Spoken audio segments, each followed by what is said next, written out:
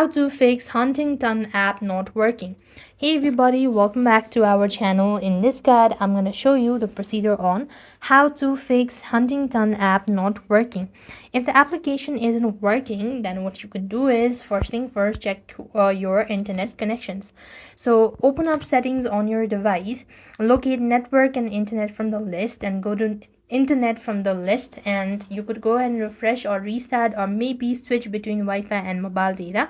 That should definitely help you out as well. Now that you've done this and in the settings section you could go to the app list and locate Huntington from the list, after which you go to the storage and cache section and make sure to clear cache as well. This might be able to fix. If not, you also need to disable any sort of VPN or extension if you're using, as that might be causing the issue as well.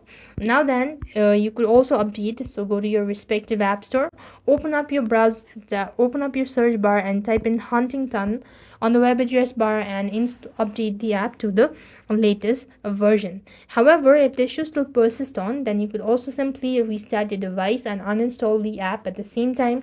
That might also be able to solve your issue. Now, with that being said, we have completed our steps. Thank you for watching. See you in the next